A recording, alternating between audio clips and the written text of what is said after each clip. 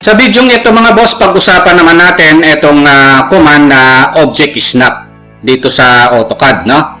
O yung tinatawag na OSNAP.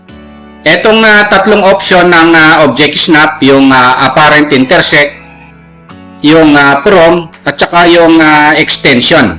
Yan yung tatlong option ng object snap na pag-uusapan natin. Napaka-importante po ng object snap na yan para maging accurate yung drawing natin. Kaya lang mga boss, bago natin na umpisahan yung topic natin tungkol sa object snap dito sa AutoCAD, kung bago pa lang kayo sa maliit pa lang nating channel pala, huwag nyo po sanang kalimutang pindutin muna pala yung subscribe. Pero isama nyo na rin po yung like at saka notification bell. Ang unang pag-uusapan natin mga boss, etong object snap or OSNAP, apparent intersect. Eto mga boss, halimbawa meron tayong dalawang line. Eto, kung mag-i-intersect ito, tapos gagawa tayo ng line doon, pwede nating magawa yan ng mabilisan using object snap apparent intersect. So, paano magawa yan? O magla-line tayo and then enter. Tapos, shift and right click tayo. So, na-discuss ko naman para makuha yung mga option ng object snap. Ngayon, ang gagawin natin, kiklik natin itong apparent intersect. So, ngayon, kung titingnan natin yung command line, first point, nanghihingi siya ng first point, i-click natin ito. Yung second point naman, click natin ito. So, ito na yung start ng line natin. And then, i-click ko siya. So, nakagawa na tayo ng line na kung mag-i-intersect yung dalawang line na ito, meron tayong line doon, Para ma-check natin na itong apparent intersect na ito, tama, pwede naman natin i-check yan using delay command, So, delay, tapos select ko lang yung dalawang line. Ayun, nag-intersect siya ron sa point na yon, pero dyan nag-start yung line natin. Ayan yung apparent intersect mga boss na option ng object snap, Ang susunod na pag-uusapan natin mga boss, ito namang object snap na yung option niya ay from, Ngayon, paano magawa ito? Halimbawa, meron tayong circle dito at magka-copy ako, So, sa quadrant to quadrant distance niya, halimbawa, 2 meters yung distance niya, So, para magawa yan, gagamitin ko yung object snap from option, So, seselect ako itong circle na ito, then copy. Pagkatapos sa base point ako rito, ngayon yung first point niya dito, gagamitin ko yan from, Shift right click, gagamitin natin itong from na option ng object snap. Ito yan, Ay kiklik ko ito from sa quadrant na ito. Tapos kung papansin nyo mga boss, may dash line na makikita doon, So, yung direction to the right, o itatype ko na 2. From sa quadrant na ito, papunta doon, 2 meters. Type ko lang 2, then enter. Ayun yan, Ibig sabihin, nag-copy ako. Yung quadrant to quadrant, 2 meters yung gap niya. So, para ma-check natin kung tama itong gap na ito na 2 meters, i-dimension natin. Click, quadrant to quadrant. Ayun yan. 2 meters siya, Ngayon kung gagawin ko uli yan, dito naman sa kabila, Ang gusto ko naman, distance naman ng dalawang circle, 3 meters naman. So parang review lang mga boss, select ko lang ito, then copy.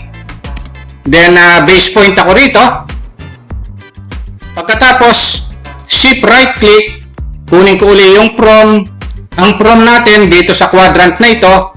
Tapos magmula rito hanggang doon, itatype ko ngayon 3. Then enter. Ayun, So yung distance nito, 3 meters ito, So check ko lang, i-dimension natin. Ito yung mga boss. So ibig sabihin, tama yung ginawa natin dito sa object snap or OSNAP from option, Ngayon, ang susunod na option ng object snap, ito namang object snap extension option, So, paano gawin yan? Halimbawa, magla-line ako rito. Tapos ortho off ko lang. Ayun, no? So, ang gagawin natin, iparehas na lang natin yung kulay dito, no? Para, yan, no? Ngayon, kung halimbawa, gagawa ako ng susunod na line na parehas yung angle nitong ginawa nating line na ito, dito sa kabila, pero may gap siyang 1 meter, no? Tapos, yung susunod na line na ito, 3 meters siya, no? Ayun, 3 meters yung haba niya, pero may gap siyang 1 meter. So, dyan natin magagamit mga boss itong object snap extension, no? So, siyempre maglaline muna tayo, then enter. Pagkatapos yung first point, ngayon ang gagawin natin, shift right click. Hanapin natin ngayon dito yung extension option, no?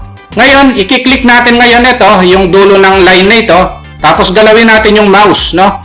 Pansinin nyo mga boss, ayan, no? Meron siyang parang dash line na lumabas na parehas yung angle, no, nung line na guide natin, no? So, magmula rito hanggang doon, pwede na ako mag-type ng gap na 1 meter, no? Then, enter. Ayun yung gap, no? Ngayon, i-click ko ulit, oh. Kung mapapansin nyo, galawin ko ulit yung mouse. Ayun, meron na yung gap, oh. Kaya lang this time, line naman ang nakikita natin, no? Pwede ko nang i-type ngayon. Parehas naman yung angle ng guideline natin. O i-type natin ngayon 3. Then enter. O ayun na yung length na 3. Pero ang angle nito at saka angle nito parehas, no? Ito naman 3 meters ito. Ang gap na ito is 1 meter. So para ma-check natin kung tama yan, ang gagawin natin, mag-dimension tayo. Align, no? End to end dapat 1 meter ito. So ayun yung 1 meter, oh. So, ibig sabihin, tama, no? Yung gap na yon, ginaya natin. Ayun, no? Ayun, dito sa susunod, dapat 3 meters ito, no? So, dimension tayo uli. Dapat ito, 3 meters ito. So, ayun mga boss, tama uli siya, no? So, ayun yung object snap extension option, no? Ngayon, kung halimbawa, gagawa uli ako dito, sa may taas na ito, mayroon siyang gap na 3 meters naman, no? Tapos, ang haba naman ng line natin na ganito ay 5 meters. Pwede rin yun mga boss, no? So, parang review lang, line, enter. Pagkatapos shift right click, ang kukunin natin yung extension. Ito, yung option na yan. Tapos, itatapat lang natin yung mouse natin dito. Huwag nating i-click mga boss dahil ang hahanapin lang natin itong yung nag-aanong yan, no?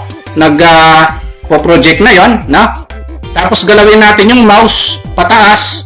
So ang itatype natin ngayon yung gusto nating gap na 3 meters, no?